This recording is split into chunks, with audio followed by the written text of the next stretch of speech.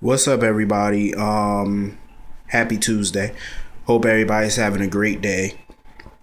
Um, okay, let's get on with this video. First of all, I read a comment yesterday.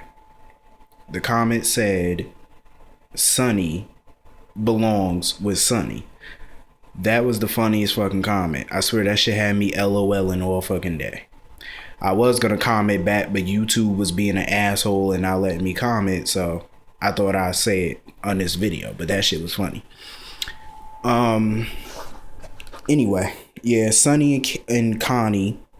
I kind of like their relationship. I'm not kind of looking forward to Kate coming back because she's a little stale, but I do like him with Connie because Connie is very unpredictable. So, you know, but Sonny think he a pimp. I'm just gonna say it. Sonny think he a PIMP. Kissing. You saw that long ass kiss that he gave Connie? Like, that shit was crazy. And then they gonna hook up in the stateroom. Thank God Michael and Starr did not walk on them having sex. Because who wants to walk on their parent having sex? That's just nasty. So thank God for that. But anyway, Sonny pretty much told Connie, don't worry about her legal bills or whatever, because I already know Sonny's gonna pay the legal bill, of course.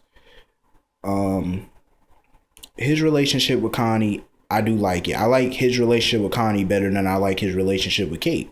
But everybody knows Sonny can't be by himself. He always has to have a woman by his side. That's how he is. But I kind of figure like his relationship with Kate, Connie, it's not gonna last. We all know it's not. But it is what it is. Okay. BRITT, Westbourne. I am so sick of this bitch. I swear to God, I would put my foot so far up BRITT's ass, she would have toes for teeth. I swear to God, I do not like this chick. Trying to, like, why is she still trying to hook up with Patrick? Like, he don't want you. Furthermore, Emma can't stand you, but for good reason. I know some people might think Emma was being rude to her, but trust me, she deserved it. I personally don't condone kids being rude to adults, but BRITT deserved it. She's a whore. She seriously deserved it. I love the way Emma, you know how Felix gave her the wand and Emma told her, poof, you're gone. I loved it. And then she told Felix, could he make BRITT disappear? That shit was so funny. I love that little girl. Robin would definitely be proud of Emma, the way she handles people. She would definitely be proud. I am. Now BRITT is going after Sabrina now, because she wants Monica to pretty much kick BRITT out of student nurse, you know, fire her from GH and stuff like that.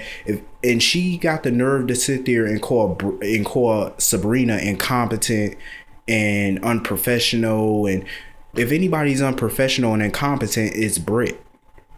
First of all, you had a sexual relationship with your coworker. 2, you're blackmailing a patient. 3, you're lying to your other patients. All of those are grounds for your termination. So if anybody's incompetent and unprofessional, it's you. You the one that needs to be fired. And I pray Monica fires BRITT and not Sabrina. Anyway, moving on. Okay, so it seems like Scott Baldwin is not the one that sent the present to Lulu. I didn't even think about that Ice Princess shit. I'm glad y'all mentioned that Ice Princess thing and Helena Cassadine. I thought about Helena, but then I kind of thought about Scott Baldwin because of the Logan Hayes situation. Remember Lulu 5 years ago, she killed his son. So that got me to thinking maybe he wants revenge or something. I didn't really give Helena any thought.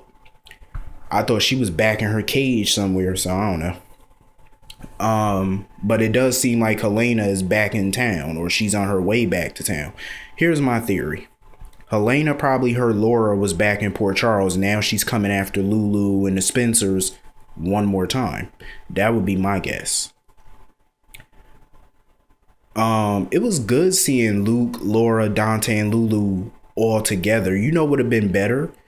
Would have been great if Luke, Laura, Lulu, Dante, Lucky, Ethan, and Nicholas were all together in one room. You know how awesome that would be? That would be so banging. Like, I would have loved that. But it was good seeing Luke and Laura, and I love the flashback scene of Luke and Laura when Luke was on the balcony and he ran into Laura and she ran into his arms. I loved it. I wasn't actually born during that time, but you know, I did watch it on YouTube a couple years back and I loved it. Anyway, why did Lulu and Dante, I mean, not Lulu and Dante and Laura act like they met each other before? Like the way they greeted each other, it seemed like they met each other before. Lulu never met Laura before. I mean, Dante never met Laura before. This is the first time they met, and it's kind of awkward because it seemed like they met each other before. The way they acted with each other, you would think that they met each other before, but they didn't. But maybe they met each other off screen or something. I don't know. You know, maybe Lulu and Dante probably went to Paris or something off screen and bumped into Laura, but I doubt it. I don't know. But I'm just glad that they finally had an encounter together. She finally met her son-in-law, you know. Anyway, Spinelli and Ellie, I loved it. Let me just tell you something. Their scenes, I love Spinelli and Ellie scenes. That's what a relationship period needs to be like. And they had like the perfect Valentine's Day. It was uninterrupted. He bought her roses. He bought her flowers. Like, he bought her roses. He bought her balloons. He bought her a pink teddy bear. He bought her a DVD of her favorite movie. And he had a romantic dinner for her. And to top it all off, he bought her a nice, beautiful diamond bracelet. Expensive. And he even picked her up and they slow dance. That's the most romantic shit I've ever seen in my life. I've seen some romantic shit, but that's probably in the top 5 of romance. Like, seriously, that's what a relationship needs to be like. That's what I want to see. And they got some drama in their relationship too. So that's the top it all off. I love it. Romance, drama, I love it. Because it makes a perfect relationship. Well, no relationship is perfect, but you know what I mean. What's funny was Ellie told Spinelli he couldn't afford a diamond bracelet like that. It was too much. I beg to differ on that, because Spinelli worked for Sonny and Jason for years, and I'm sure they paid him. 2, he lived with Jason at his penthouse, so he never had to pay any rent. So of course he saved money. So I'm pretty sure he could afford it. And I think the bracelet was beautiful. Like, it was all diamonds. It was bling bling. I think it was gorgeous. And when they watched that movie together and they both cried and stuff like that, they were sitting there with the tissues. I loved it. This is what I've wanted from Spinelli. I've wanted him to step up in his relationship with Ellie. And he finally committed to her, because I don't remember him ever buying Maxie any expensive jewelry. Not like that. You know what I mean? And Maxie is materialistic, and he never bought her anything expensive like that, what he did for Ellie, and I think it was gorgeous. Anyway,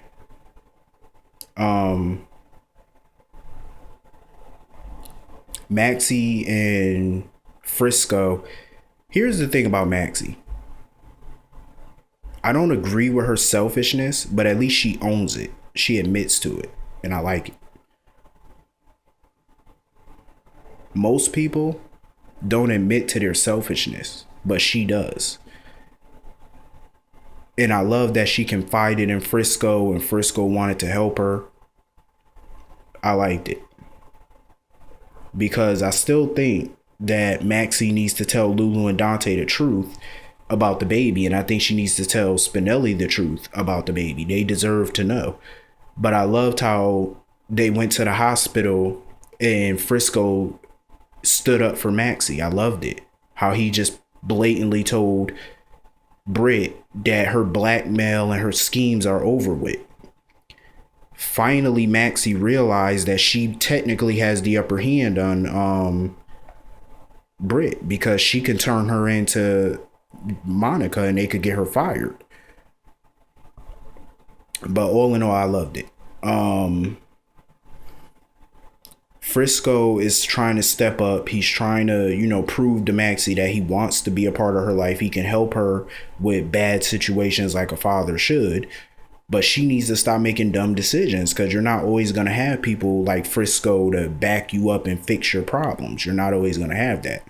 You got to make the smart decisions so that way you don't put yourself in this predicament. It's pretty much what you have to do. Michael and STARR, I love their relationship. They tried to get it in though, and it was kind of interrupted because Sonny and Connie took one of the stalls, so one of the rooms, so it was messed up. They couldn't have their Valentine's Day sex, but I'm sure they will when they get home.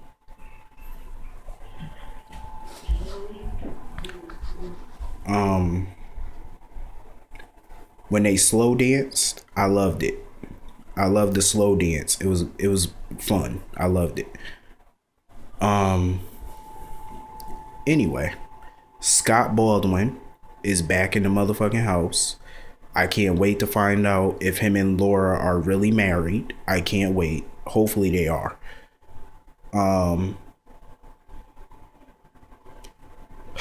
Olivia and Steve.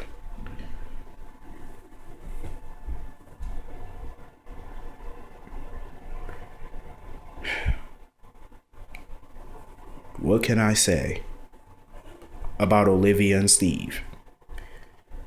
So, Steve goes to his apartment, finds the door cracked open. I'm starting to think Heather Weber was in his apartment. I'm thinking she was, because I don't think Heather is dead. Everybody already know when you don't find a body, the person is still alive.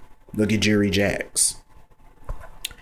But anyway, Olivia keeps bringing up this whole him and Sabrina Santiago in the shower. I'm like, Olivia, shut up, please. Don't nobody want him except you.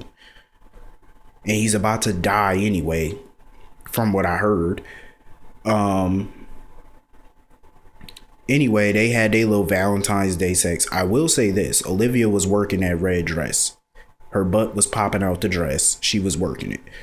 But anyway, when she had a vision of Steve with a cut in his stomach, and he looked like he was bleeding real bad. So she's probably going to have a vision that he's probably going to die or something like that. That's probably how they're writing him off anyway.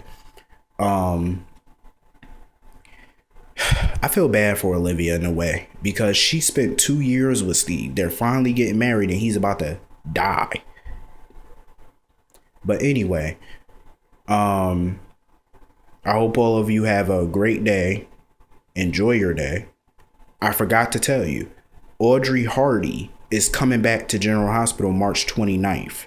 If you don't know who Audrey Hardy is, she's the step grandmother of Elizabeth and Steve Weber and their other sister. And she's the widowed wife of Steve Hardy, who is the father of Jeff Weber, who is the father of Steve and Elizabeth. So she's coming back March 29th. Anyway, I will see you all tomorrow, and I hope you all have a great day. I'll see you tomorrow. I'm out.